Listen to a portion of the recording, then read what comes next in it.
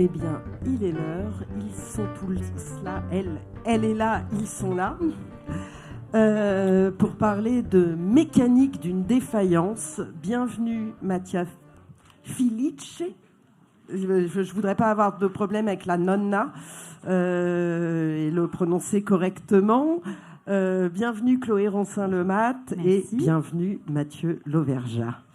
3 premiers romans pour parler culte de la rentabilité, consommation à outrance, voyeurisme, ou comment la littérature dénonce les dérives contemporaines, comment la littérature s'approprie, décortique le réel et en fait langage littéraire. Je vais vous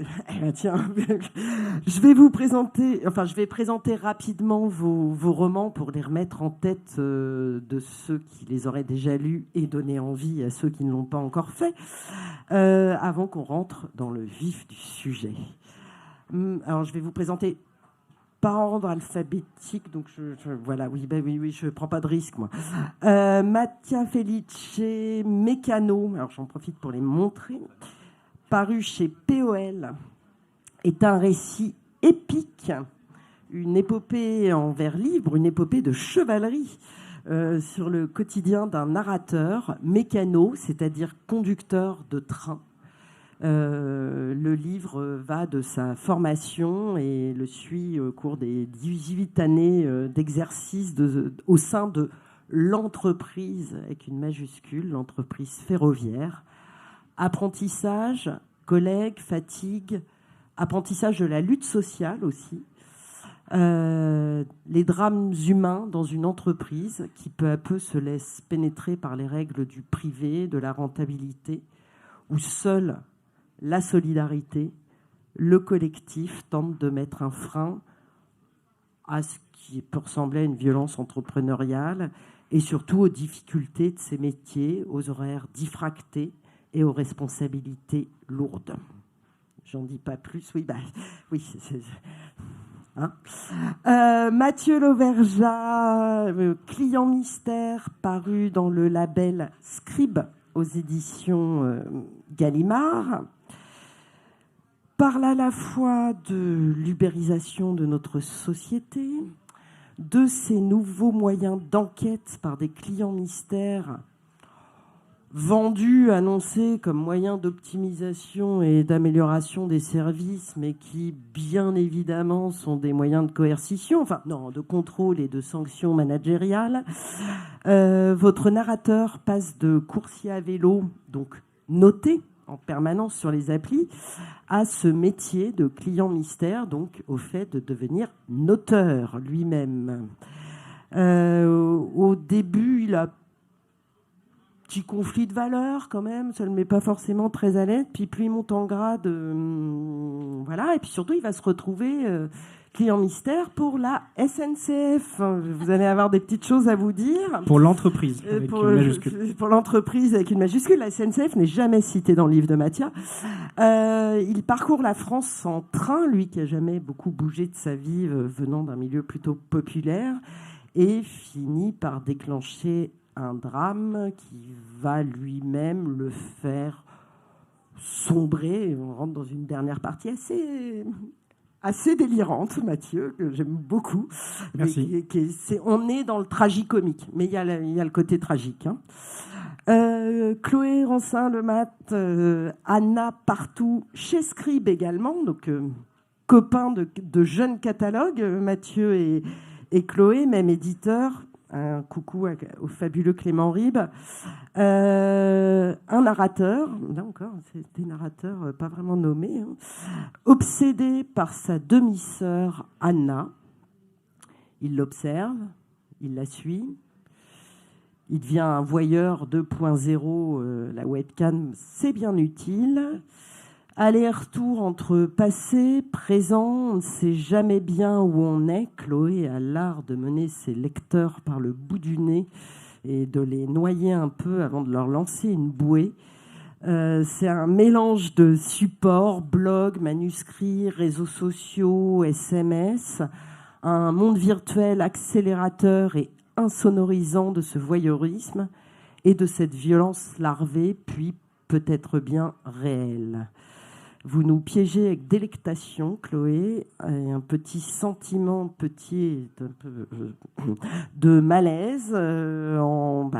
C'est le narrateur, donc on a de l'empathie, de lecteur pour ce narrateur qui va décrocher petit à petit et très grandement du réel et de la douceur.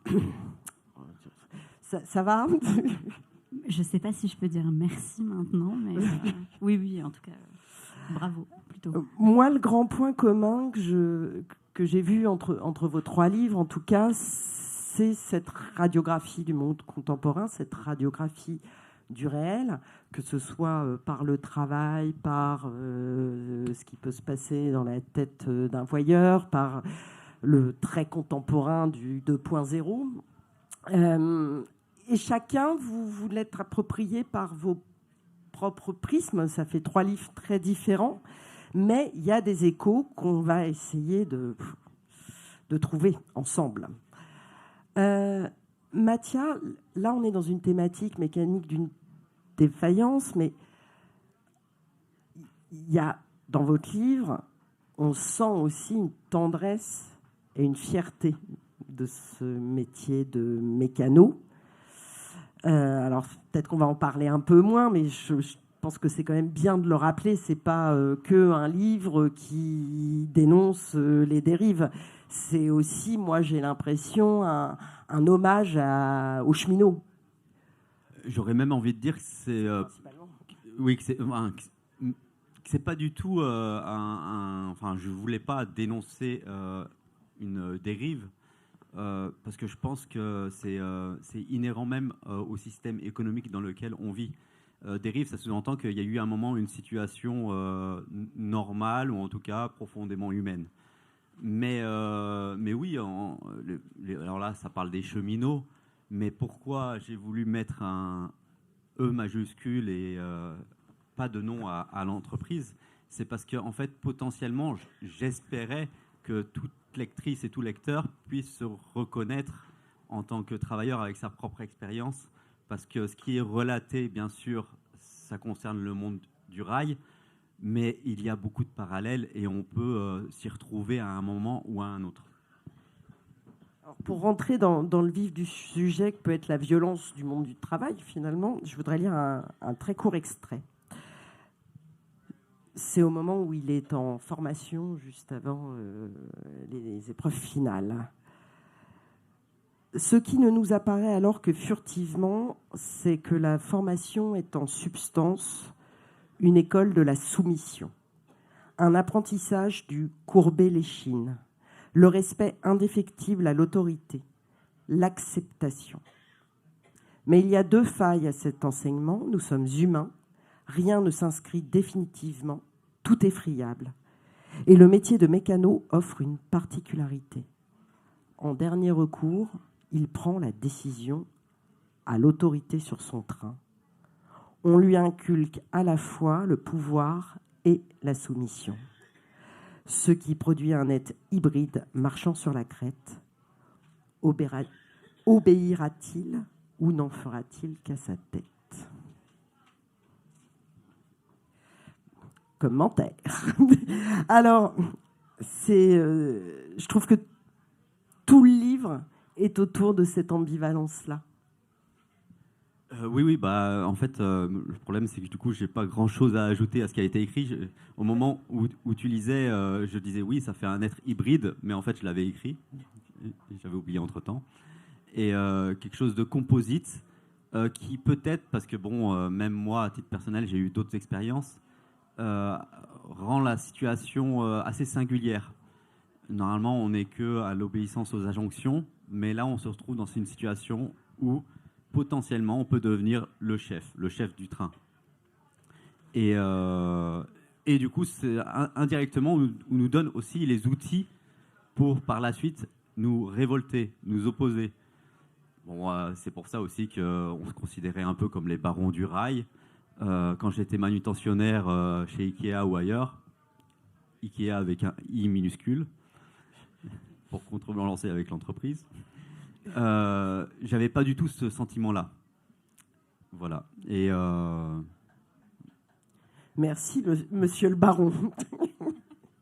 Mathieu Lauvergeat, la violence de l'ubérisation, l'omniprésence des algorithmes, des applis dans nos vies, c'était aussi ça le point de départ du livre, ou plus on va venir au client mystère après, mais c'est vrai que... Enfin, en tout cas, ça démarre par là. Oui, alors... C'est pas à proprement parler l'algorithme qui a guidé l'idée, l'impulsion du livre, mais c'est plutôt les acteurs de ces métiers-là. Le point de départ, c'est vraiment le monde des coursiers à vélo. Voilà, les Uber Eats ou les Deliveroo, pour ne pas les nommer avec une majuscule ou une minuscule, mais c'était vraiment ces figures que l'on voit partout dans les villes, ces silhouettes comme ça, un peu fugaces, furtiles. Moi, j'avais pas vraiment de notion sur qui il y avait derrière, et donc c'était plus un désir d'investigation sur cet inframonde du travail qui est quand même survisible, mais qui est quand même sous-analysé et sous-documenté, en tout cas par le biais du romanesque. Et alors bien sûr, tout ça après, ça mène à ces métiers de plateforme, parce que quand vous travaillez sur un vélo, que vous allez livrer des pizzas ou des cheeseburgers, vous n'avez pas de patron. Votre patron, c'est votre écran, et c'est une plateforme derrière. Donc oui, il y a une déshumanisation et une logique algorithmique qui est là, qui est sous-jacente. Et cette espèce effectivement, ce côté, de cette face immergée qui m'a intéressé. Parce que je voulais moi-même, en fait, en découvrir davantage sur ce monde algorithmique.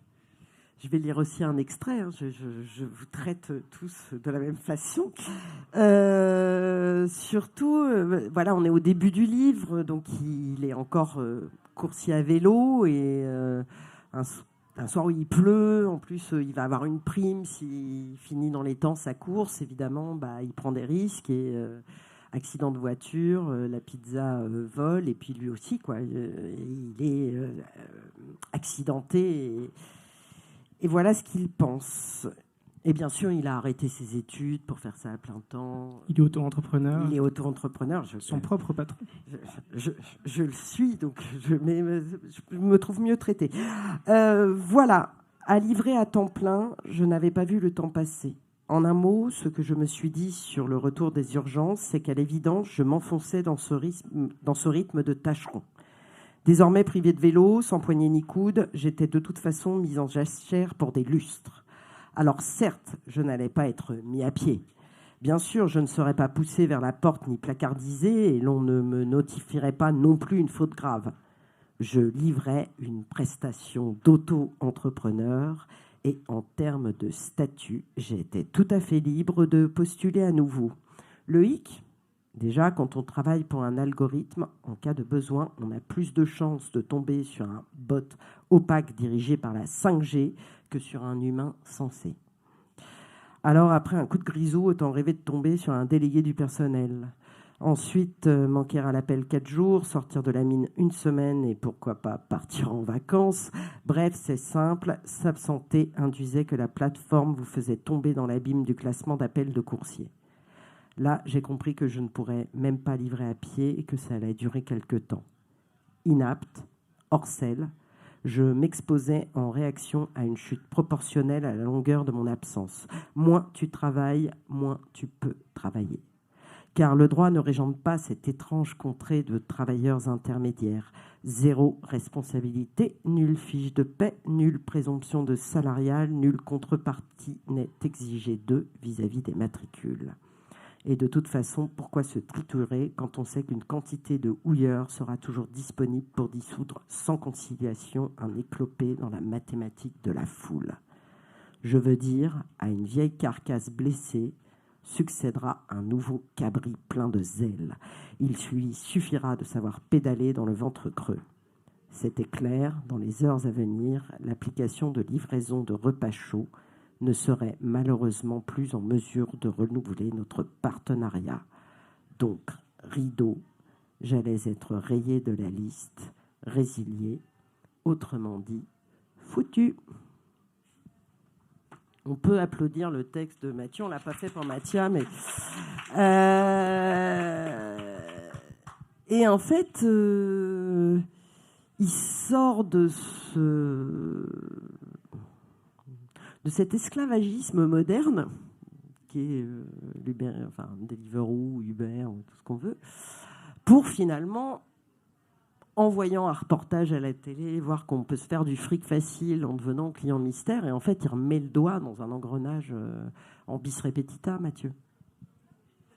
Oui, suite à cet accident, qui ne divulgage rien, puisque c'est la scène d'ouverture du texte, cet accident, le narrateur est coursier et il n'a pas non plus énormément d'alternatives, parce qu'il n'a pas vraiment de qualification pour postuler ici et là, donc il va chercher des alternatives tout simplement pour percevoir de quoi se nourrir et de quoi payer son loyer. Et donc, il entend parler de ces métiers de client mystère. Alors, je ne sais jamais si c'est très clair, mais un client mystère, c'est quelqu'un qui joue au faux client auprès d'enseignes, dans des magasins, mais qui procède à une vraie évaluation de la qualité du service. Voilà, c'est un peu Louis de Funès dans les restaurants, dans les lots à cuisse, mais aujourd'hui, c'est le même principe de surveillance et d'appréciation de la qualité. Donc, c'est présenté par le management comme un outil d'amélioration, vous l'aviez rappelé en introduction, mais c'est aussi un formidable moyen de contrôle et de surveillance, qui peut donner lieu à des sanctions disciplinaires. Et avec parfois un scénario, il faut jouer le client chiant, pénible, pardon, qui essaie d'avoir un rabais et voir si la jeune boulangère en face va résister à ce client lourd et pénible. Ce sont des mises en situation. Vous jouez un rôle de composition. Voilà, vous êtes tantôt un client qui est dit détracteur, vous êtes le lourdeau de service, vous demandez des précisions sur la composition du pain. Alors, moi, j'ai travaillé avec des techniques d'enquête, parce que vraiment, le point de départ, c'est vraiment une curiosité personnelle, parce que je ne connaissais pas ces pans en fait, de l'économie. Et donc, tout simplement, moi, j'ai postulé en tant que client mystère pour voir ce que ça donnait. On va y voilà, donc je ne sais pas si je réponds à votre question. Ouais. Mais, donc, il va travailler, on va le dire tout de suite, pour une boîte qui s'appelle PMGT. Via l'appli Walk on Rate. Vous verrez, on va parler justement de ce que toutes ces sociétés, ce monde contemporain implique de transformation du langage. Et donc, E3 se sont divinement emparés.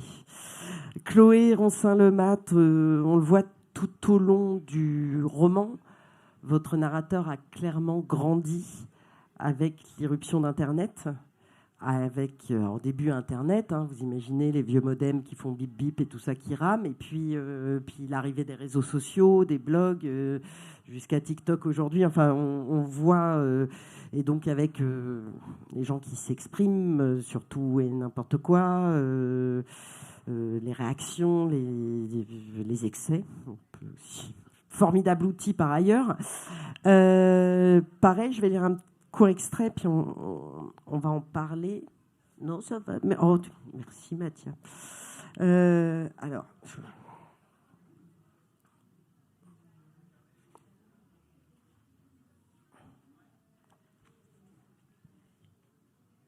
Et puis un matin, j'étais étudiant encore, je me suis réveillée et Internet gouvernait le monde. Ça s'était fait doucement, sans remous. On nous avait biberonné aux jeux vidéo, on s'était perdu dans la matrice et derrière les lunettes noires et le manteau en cuir de Carrie-Anne Moss à 10 ans, on avait connu les premiers émois des pseudonymes d'inconnus qui envoyaient ASV sur Caramel ou le chat AOL et les CD-ROM qui offraient 20 ans d'essais gratuits par dizaines dans la boîte aux lettres qu'elle, sa mère, récoltait pour les accrocher dans le grand cerisier au fond du jardin en guise d'épouvantail. Décoration de Noël en été. On avait appris par cœur les 3 lois de la robotique en lisant l'histoire de Robbie caché sous la couette à la lumière d'une lampe torche et le bruit de connexion du modem. Et on s'était demandé si vraiment les androïdes rêvaient de moutons électriques ou rêvaient tout court. On était tombés amoureux pour la première fois sur MSN, Anna surtout, la première fois et toutes les fois suivantes. En 5 semaines d'adolescence, on avait grandi autant que nos parents en 5 ans. On avait inventé des mots mystères à s'envoyer par SMS, un langage d'enfant cassé de partout que les adultes déchiffraient en grimaçant. On avait ouvert des blogs pour recopier des paroles de chansons sans trop les comprendre, en longs arcs-en-ciel qui transperçaient l'écran de part et d'autre. On avait dessiné des visages pour remplacer les mots et sourire à notre place, ou tirer la langue à notre place, ou lever les yeux au ciel à notre place. On écrivait qu'on riait à voix haute sans rire du tout, sans sourire parfois, etc., etc. D'ailleurs, on s'est mis à ne plus écrire l'Internet, ni Internet avec des majuscules, mais Internet en minuscules, comme on écrirait café ou brosse à dents. C'est bien la preuve.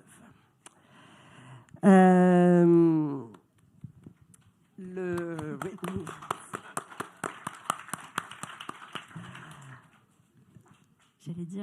Toute une partie de votre texte, Chloé, est là quand même. Cette émergence, c'est pas pour lui trouver des excuses. C'est pas le but du livre, hein, même si vous manipulez un peu ça. Je pense que mais on peut caresser l'espoir, espérer, s'illusionner sur le fait qu'il serait peut-être pas devenu cet obsessionnel, ce voyeur, sans cette arrivée du monde 2.0.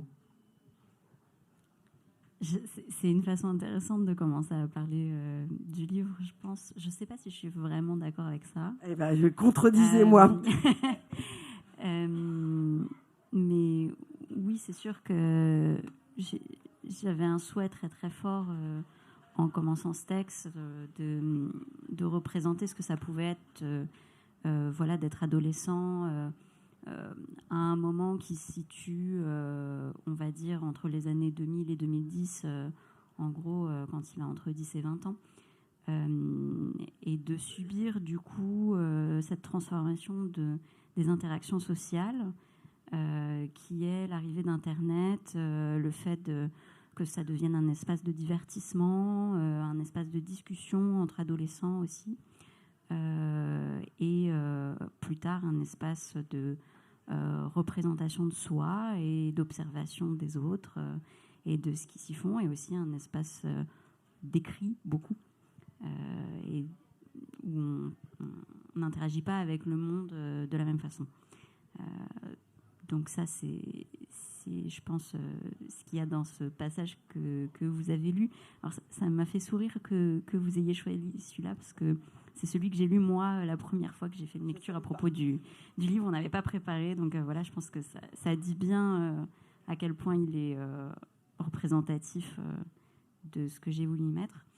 Je ne sais pas si Internet et les réseaux sociaux et nos nouvelles habitudes de communication, on va dire, ça emmène les gens vers des comportements problématiques qu'ils n'auraient pas eu autrement, ou si plutôt c'est juste une question de comme on discute pas ensemble de la même manière, comme tout est écrit et tout est historisé et tout est mis en bulle par des algorithmes, etc.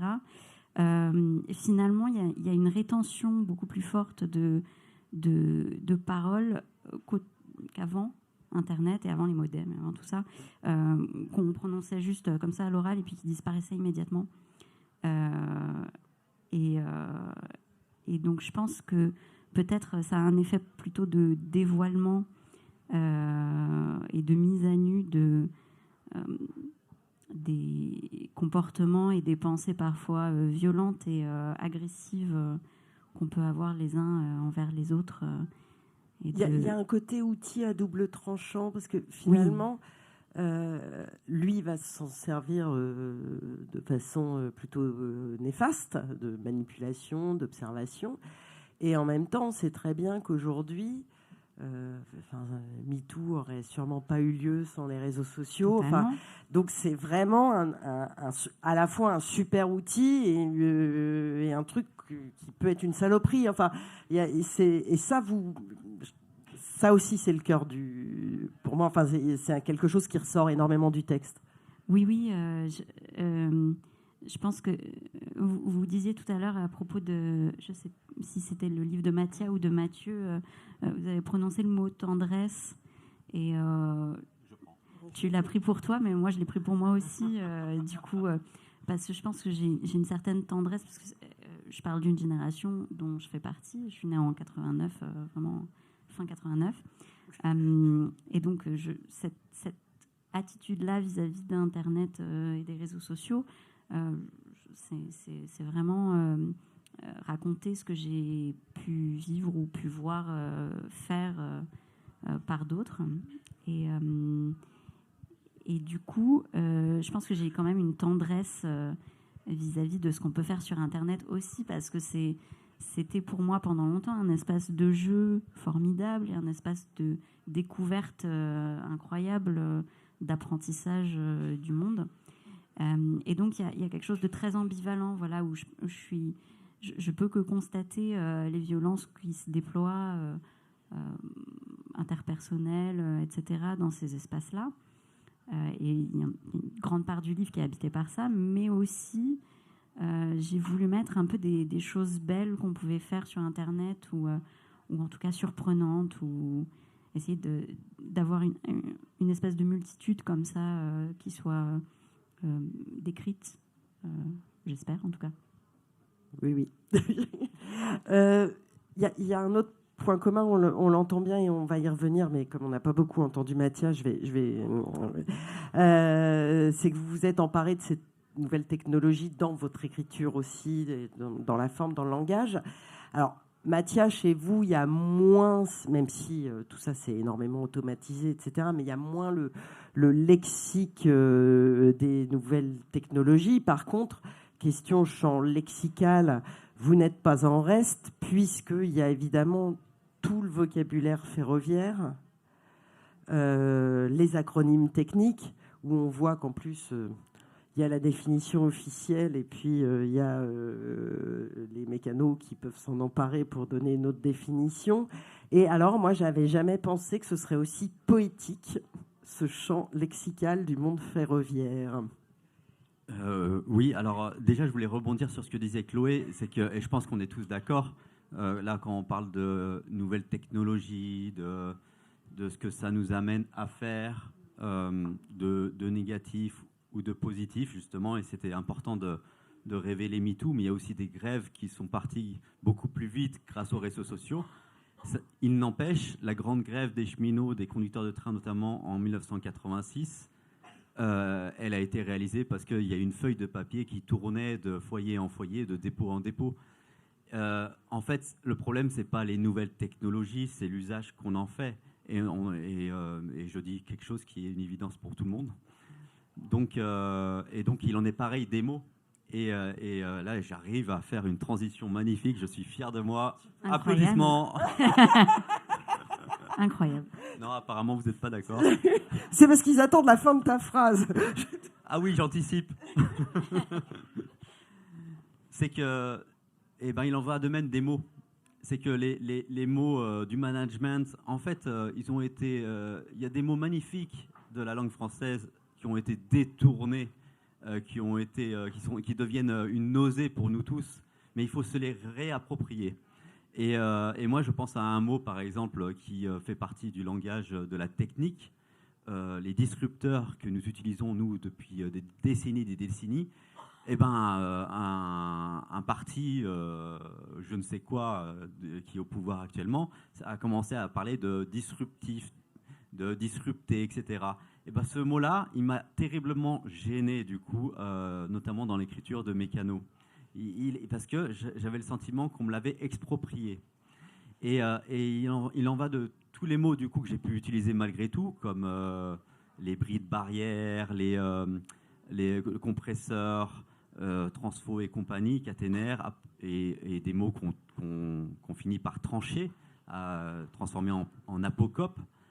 C'est que en fait, j'en ai fait un usage. J'ai essayé d'en faire un usage. Alors tu dis poétique, mais en tout cas de leur donner des émotions et du coup de nous les réapproprier, alors que jusqu'ici ils ont qu'un usage procédural. Du coup, d'une certaine manière, j'ai tenté de tirer la couverture des mots vers moi, là où parfois on nous spolie un vocabulaire merveilleux et dont on n'ose plus faire usage. Et vous vous êtes approprié autre chose, c'est sûrement la grande différence entre vous trois, là, pour le coup, Mathia, c'est qu'en plus, vous en avez fait un roman de chevalerie, vous. Donc, c'est-à-dire qu'on est dans un monde très contemporain. Ça, il n'y a pas photo. Il y a l'automatisation. Il y a vraiment la vie quotidienne du mécano aujourd'hui, 20e siècle et début du 21e. Et en même temps, vous nous faites ça avec des titres de parti, le chevalier ceci, et en vers. Alors, petit aparté, j'ai fait la transition, j'ai pas eu droit à aucun... Bon, il va, allez. J'aime bien imposer. C'est justement ce qu'on parlait tout à l'heure sur le côté hybride. Du coup, il y a un impact aussi dans les gens. Mais et du coup, ça m'a fait échapper complètement. Le mélange entre le très contemporain et le roman de chevalerie en vers libre. En fait, parce que ce qui me plaît aussi en tant que lecteur, j'ai cherché à le reproduire dans l'écriture. Mais il m'a fallu plus de 15 ans de maturation pour réaliser qu'il y avait matière à écrire à travers le travail. Parce qu'en fait, en règle générale, la littérature, je vais encore citer Robert Linhart et l'établi, alors que je l'ai fait ce matin.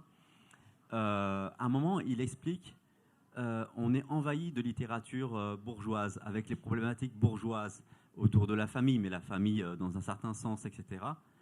Et là, il côtoie des ouvriers à Citroën, et eux, ils n'écrivent pas, mais ils vivent la vie pleinement. Et en fait, il m'a fallu 15 ans pour me dire, mais il y a des aventures exceptionnelles qui ont lieu dans le monde ferroviaire et dans le monde du travail en général. Pourquoi aller chercher un pot, faire une quête du Graal, aller attaquer je ne sais quel fort, etc. Alors qu'en fait, rien que de maintenir un train sur les rails, c'est quelque chose d'exceptionnel. Il suffit d'une pluie fine pour que potentiellement il ne puisse plus s'arrêter, de feuilles mortes, ou même en période de chaleur, la dilatation du fer va produire encore d'autres imprévus. Sauf que nous-mêmes, en fait, qui vivons ça au quotidien, on ne réalise pas que nous sommes potentiellement des chevaliers, parce que j'ai dit, quitte à être des barons, autant être des chevaliers aussi. Parce que je ne l'ai pas précisé, mais Mathia est mécano. Je pense que vous l'avez tous compris. Il n'est pas son propre narrateur, quoique, mais voilà. Pour continuer, tirer le fil du champ lexical, Chloé et Mathieu, moi, il me semble que vous êtes emparés justement de ces nouvelles technologies complètement dans vos écritures. Chloé, dans la mise en page, on a l'impression qu'on scrolle le texte au début, dans la forme du récit aussi, il y a des passages de statut Facebook ou Twitter. Il y a une vraie appropriation, puis évidemment, il y a une appropriation du lexique Internet. Et vous, Mathieu, aussi, il y a cette appropriation du lexique Internet et de la novlangue managériale. Vous en avez eu conscience, ça, vraiment, d'aller fouiller ces champs lexicaux-là et comment on se dépatouille avec ça, parce que c'est pas non plus... ça peut avoir l'air un peu austère, quoi. Alors, moi, je rejoins beaucoup Mathia sur ces influences un petit peu qui sont directes. Et tu parlais de Linhart, mais moi, vraiment, c'est aussi Pérec. C'était d'aller chercher ce qui est dans l'infraordinaire, voir des matériaux qui ont pu être jugés impurs par la littérature. En l'occurrence, pour Client Mystère, les sources majeures dans l'écriture, c'est les avis laissés anonymement sur Google, TripAdvisor, sur YouTube et sur ce sabir, et c'est certaines licences poétiques d'anonymes qui laissent une trace sur Internet. Voilà, j'étais à Center Park, le toboggan, on ne glissait pas assez, nous avons mangé une glace. Enfin, il y a plein de choses à aller chercher, je raconte n'importe quoi comme ça. Mais j'ai trouvé qu'il y avait une beauté, en fait, qui était un matériau, en fait, brut, et qui était là, en fait, puisque c'était là. Et dans les avis de clients qui sont satisfaits ou insatisfaits, sur les grilles d'évaluation, etc., il y avait toute une merveilleuse langue, en fait. Et pour pour faire la transition avec toi, sûrement Chloé, il y avait aussi la pénétration de cet anglicisme, en fait, de cette langue, cette nouvelle langue un petit peu, qui a quand même une forme de beauté un peu vénéneuse, parce que c'est très anglais, c'est très écrit, il y a beaucoup d'acronymes, on s'y perd, et il y a quand même une musicalité, et puis une espèce de voile comme ça sur le réel. Je ne sais pas ce que vous savez, quel est le métier d'un UX designer, back dev, par exemple. Moi non plus, mais voilà, je trouvais qu'il y avait quelque chose. Voilà. Et donc je me suis dit, c'est un matériau, et c'est impur, donc il faut y aller. Tout le bonheur de recevoir les primo-romanciers à Laval, c'est aussi ça, c'est que, et enfin pour nous, pour certains d'entre nous, plus les années passent, plus ils sont jeunes, hein, voilà.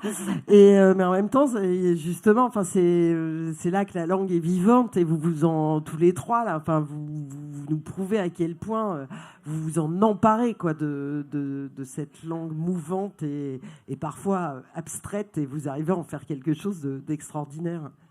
Oui, je pense que vraiment, pour le coup, Mathieu et moi, on a une approche assez proche de ce truc du langage. Tu as parlé d'anglicisme, je me reconnais beaucoup dedans.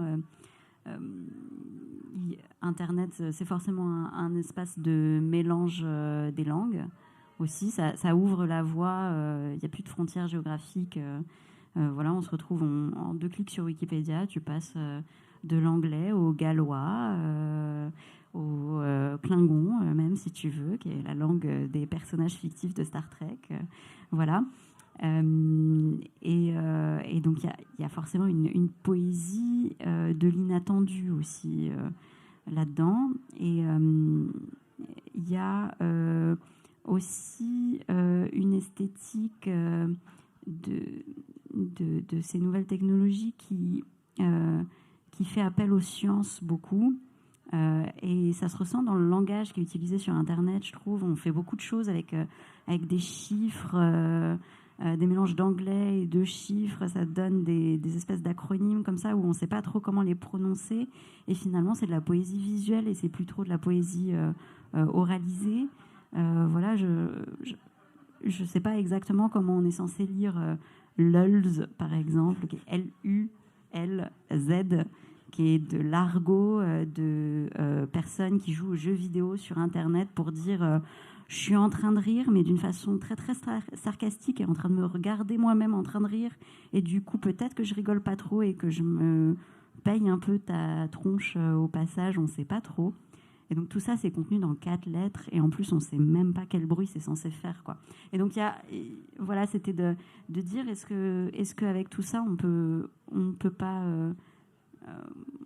ramener ça, parce que ça c'est furieusement romanesque, en tout cas poétique, c'est sûr, pour moi dans ma tête.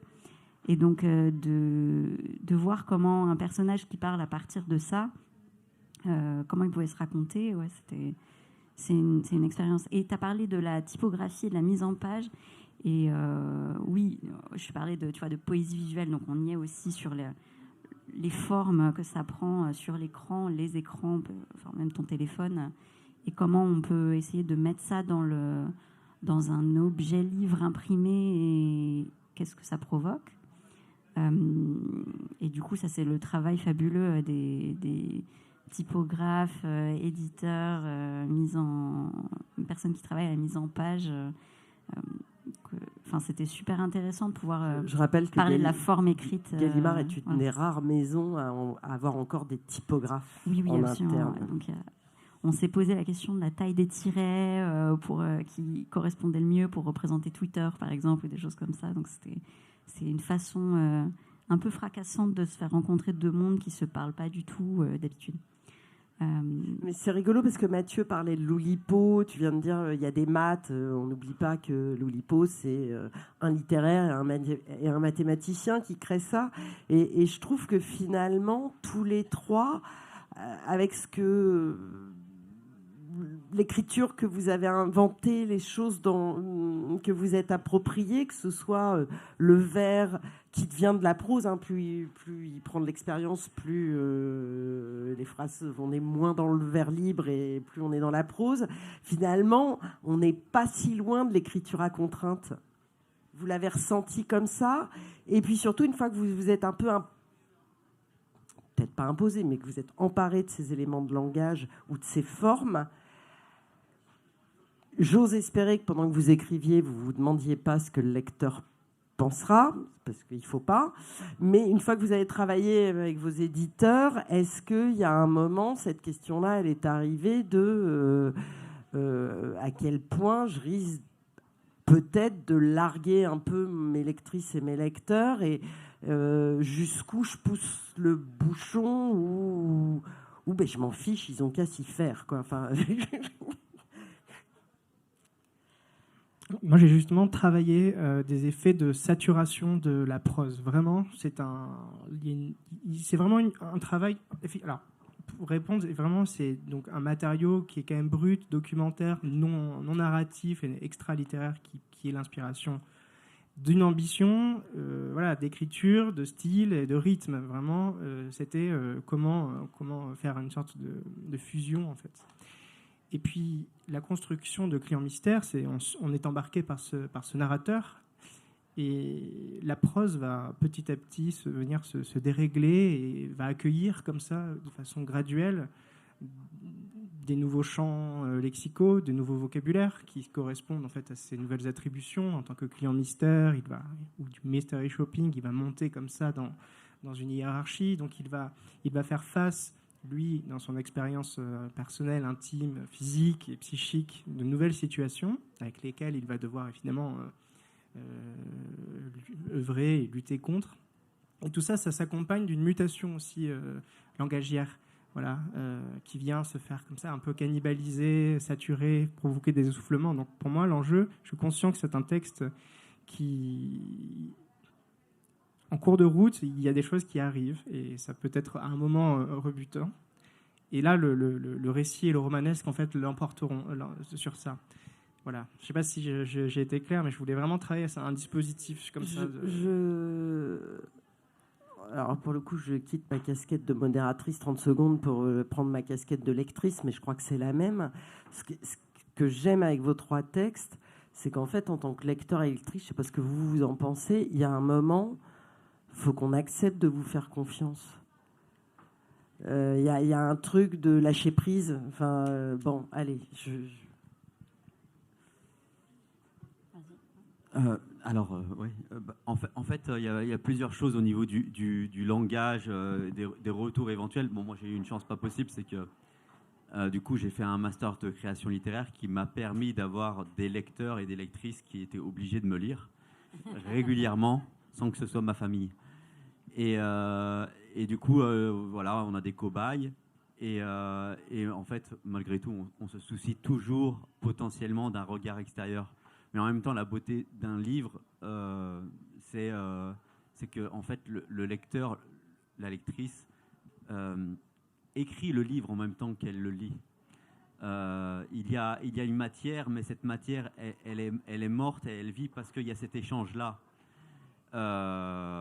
Voilà, c'est encore une banalité certainement, mais du coup, au niveau des mots, ce qui me distingue peut-être de Chloé et Mathieu, outre le fait qu'ils sont tous les deux à Scribe, et du coup, c'est qu'ils utilisent une langue, un langage moderne, mais moderne, contemporain en apparence, parce que moi, je fais du recyclage de mots mécaniques qui existent depuis très longtemps, un demi-siècle peut-être, même plus. Mais même ces mots-là, malgré tout, eh ben, quand on creuse dans leurs origines, par exemple, tout à l'heure, tu as dit, Mathieu, divulgacher.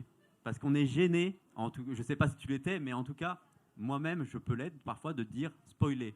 Jusqu'au moment où j'ai réalisé que spoiler, qui est censé être un mot anglais, a une origine latine, spoliare. Et en fait, quand on creuse, on s'aperçoit qu'il y a eu plein d'échanges entre les pays. Alors souvent, c'est grâce à des invasions et des guerres. Mais tout ça pour dire que finalement, on n'invente rien. Parce que tu as dit à un moment, vous avez inventé. Non, on bricole, on recycle. Et parfois, ça me fait penser à Chopineau, j'ai oublié son prénom, il a écrit Enfant de perdition. Il a utilisé le langage ancien, la langue française, et il l'a remise au goût du jour, quelque chose d'un peu médiéviste, je ne sais quoi. Et c'est ça qui est fascinant en fait avec la langue. c'est que finalement, on n'invente rien, on se contente juste parfois de revenir juste aux sources. Vous inventez rien, mais vous l'appropriez. Oui, mais et après, la lectrice, le lecteur, se l'approprie à son tour. Parce que nous, on crée un objet qui est neutre, qui vit grâce à la lecture. En tout cas, moi, c'est mon cas en tant que lecteur. Et d'ailleurs, la preuve, quand on discute après avec quelqu'un qui a lu le même livre que nous, il va ressortir d'autres éclats, d'autres étincelles qu'on n'avait pas perçues. Donc, il ne s'agit pas de faire confiance, de demander à faire confiance au lecteur, je crois que c'est ce que tu avais dit, ou le Non, contraire c'est au lecteur peut-être. qui est, Mais en fait, c'est réciproque. Et en fait, c'est réciproque. En fait, comprendre, c'est organiser et réorganiser les informations que tu reçois dans ta tête. Donc, quel est le problème? Enfin, je vais prêcher pour ma paroisse, mais peut-être qu'on peut présenter les choses d'une façon désorganisée, pas forcément chronologique, etc. Faire des effets de décalage un petit peu entre les périodes, entre les supports, entre les styles même de langue et de façon de raconter les histoires.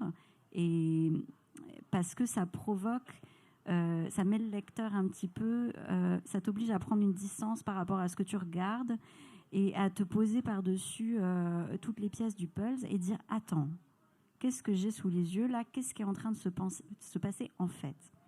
Et donc, quand mon livre, il est écrit à la première personne, un narrateur donc masculin, adolescent puis adulte, qui, à un moment, décide que c'est une chose tout à fait normale de venir espionner sa demi-sœur par webcam. Bon. Donc forcément, être à distance de ce narrateur-là, j'ai envie de dire, vaut mieux. Et donc permettre par une forme un peu qui te noie un petit peu comme ça au départ, de t'ouvrir un espace de distance avec le texte parce que tu n'es pas happé par j'ai envie de dire, le train narratif qui t'emporte.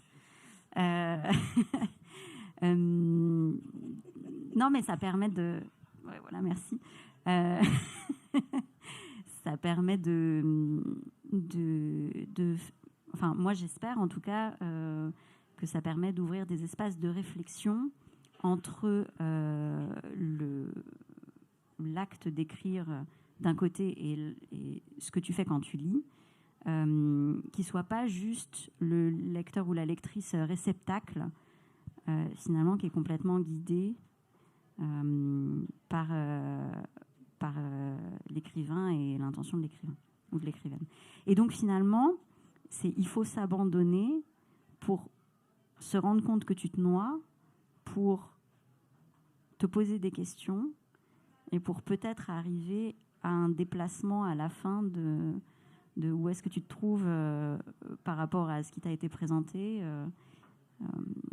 vis-à-vis du point de vue Chloé, parce que c'est exactement ce qu'on ressent. Enfin. Alors, j'ai mis beaucoup de temps à aboutir que c'était ça que je faisais, d'accord? Ça a été écrit sur 8 ans, donc voilà, j'ai eu le temps d'y réfléchir et de peser un peu tout ça.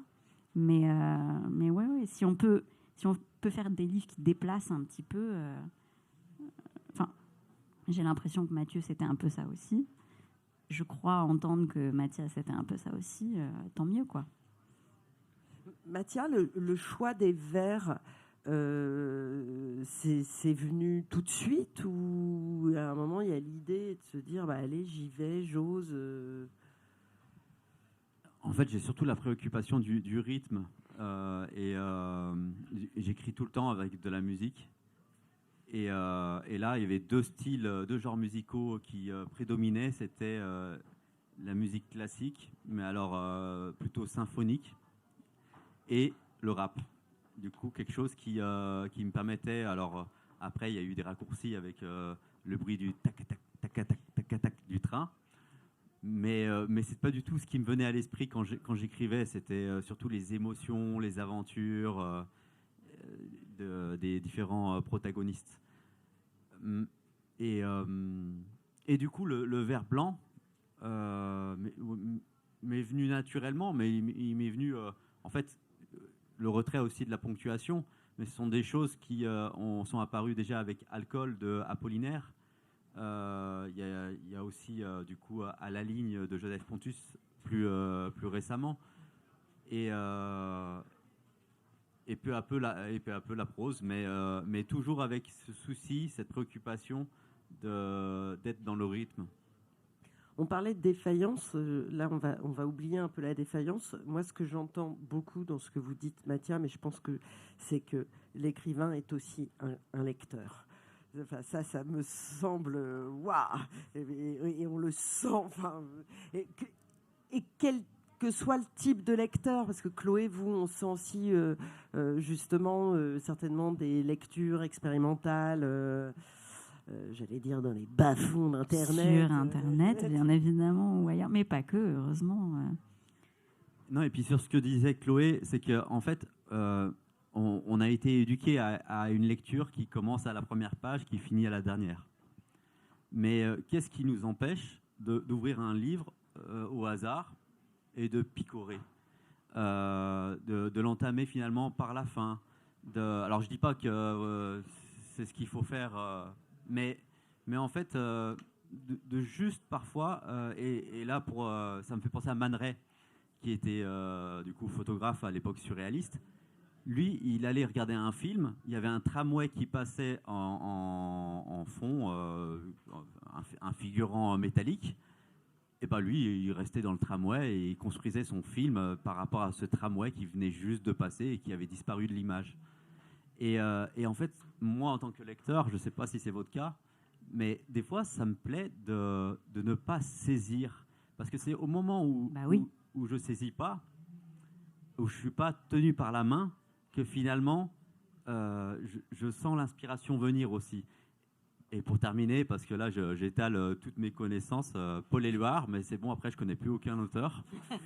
Il disait, le poète, c'est pas celui qui est inspiré, mais c'est celui qui inspire. Et en fait, en tant que lecteur, c'est ce que je recherche. Drop the mic. Je vais nous ramener dans des territoires beaucoup plus ludiques et terre à terre. Mais ça m'y a fait penser ce que tu disais. Est-ce que vous connaissez ces livres pour enfants qui étaient très en vogue dans les années 90 et qui s'appelaient les livres dont vous êtes le héros? Et en fait, les livres dont vous êtes le héros, c'est des livres-jeux où voilà, on doit faire des choix au bout de chaque fragment pour décider soi-même comment on va composer l'histoire, quelle va être l'étape suivante, est-ce qu'on ira à la page 56 ou la page 32. Et moi, vraiment, à chaque fois, je parle d'Anna Partout et des fragments, je dis que j'ai commencé par là, quoi, un petit peu, et qu'il y a ça au tout début, et qu'il y a ce plaisir de lecture-là, lecture qui compose enfantine, qui, je pense, mène derrière vers des choses plus expérimentales, ou plus... il y a un très gros mot qu'on n'aime pas trop dire, plus méta. Oh là là. Surtout maintenant. Voilà. Par exemple, à un moment, j'ai lu... j'étais très séduite par David Foster Wallace, par exemple, ou même Bolaño, qui est voilà, un grand compositeur de plein d'extraits différents et de plein de voix différentes. Dont il faut faire sens ou pas à la fin, on ne sait pas trop. Donc oui, il y a des plaisirs de lectrice qu'on essaye de reproduire, je pense, dans les textes aussi qu'on fabrique, quoi. Et il y a un plaisir aussi à faire un peu, à se laisser des espaces pour faire n'importe quoi. Moi, je suis très heureuse d'avoir réussi à publier un livre où j'ai des héroïnes de télé-réalité qui sont présentées comme des figures tragiques, voilà, qui déclament leurs répliques comme si c'était du théâtre de Racine. Bon, pourquoi pas, quoi. Voilà. Enchaîne, bon courage Mathieu, parce que là, je t'ai séché un petit peu. J'ai parlé en démarrant d'une radiographie du contemporain, et ce que je trouve très rassurant, c'est que finalement le sujet c'est la défaillance, mais en vous écoutant, moi je je ne vais pas dire que je suis rassurée sur l'avenir, mais tout n'est pas sombre. Enfin, non. Et Mathieu, on est clairement dans une fiction, mais vous l'avez dit rapidement tout à l'heure, il y a une matière documentaire très, très, très forte. Oui, ce texte est un être hybride également, je pense, dans la mesure où il y a vraiment eu 2 temps. Déjà, je pense qu'il y a 2 parties.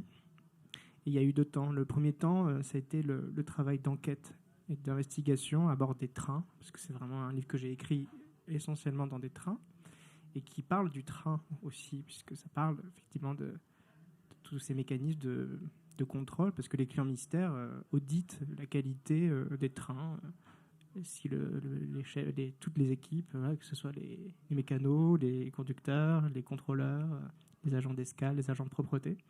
Et donc moi, j'ai vraiment travaillé dans un laboratoire ferroviaire. Et donc là, je suis complètement perdu au milieu de ma phrase. Je ne sais même plus où est-ce que... Tu parlais d'enquête. Oui, donc une enquête. Donc vraiment, il y a eu ce travail-là pendant peut-être 2 ans et demi, où j'ai essayé tous ces métiers d'application, de coursier à vélo, de client mystère, etc. Donc j'ai découvert des nouveaux lieux, j'ai découvert des nouveaux mots, j'ai découvert des nouvelles attributions, des nouvelles fonctions.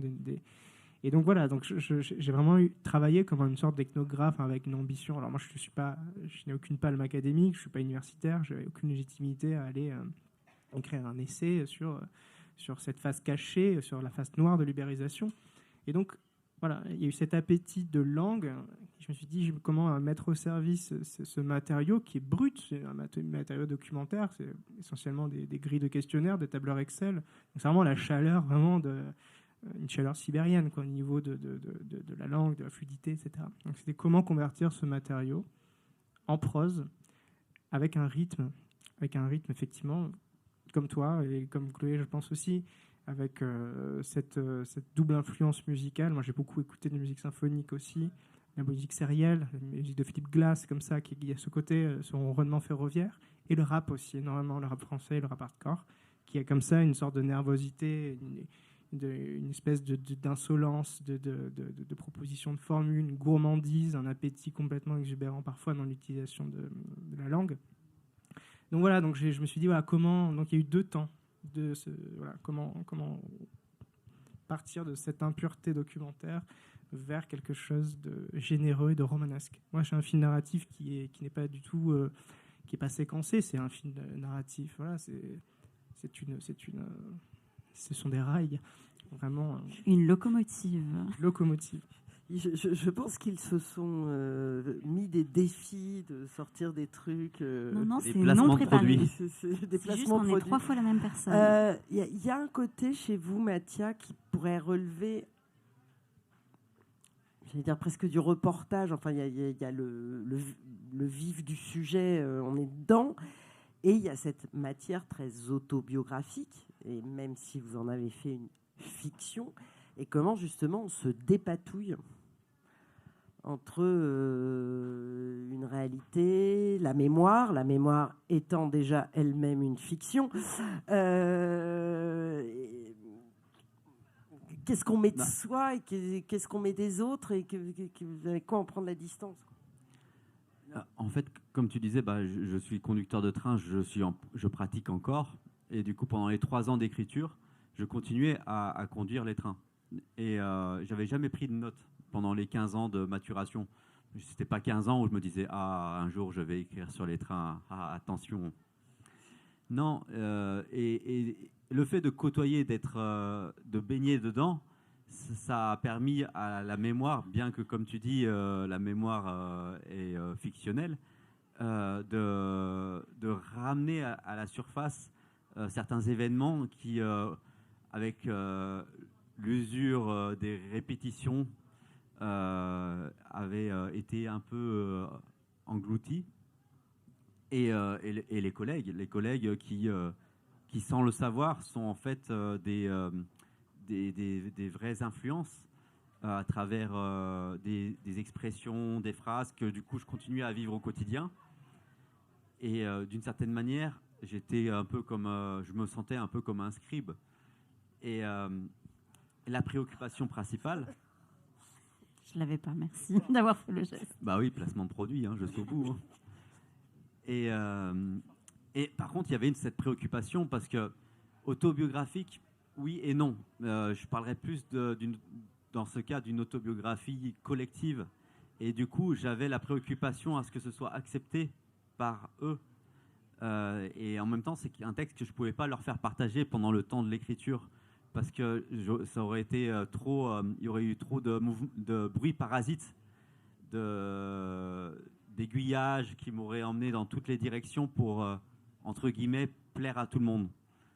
Et du coup, par contre, il y avait cette responsabilité-là que peut-être je m'imposais parce qu'on pourrait très bien dire, de toute façon, c'est une fiction et finalement, tout est faux.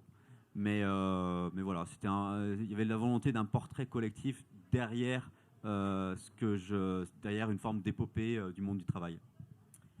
Eh bien, on va terminer sur ce mot épopée du monde du travail. J'avais une dernière question pour Chloé, mais on a déjà dépassé l'heure, donc je crois que le temps de parole a été à peu près respecté. Donc, chez Scribe, Client mystère de Mathieu Lauvergeat et Anna Partout de Chloé Ronsin-Lemat, et chez POL Mécano de Mattia Felice. Un grand merci à tous les trois. Merci Sophie, merci à vous. Merci à tous, merci. Ils vont bien sûr dédicacer à l'espace librairie tout de suite.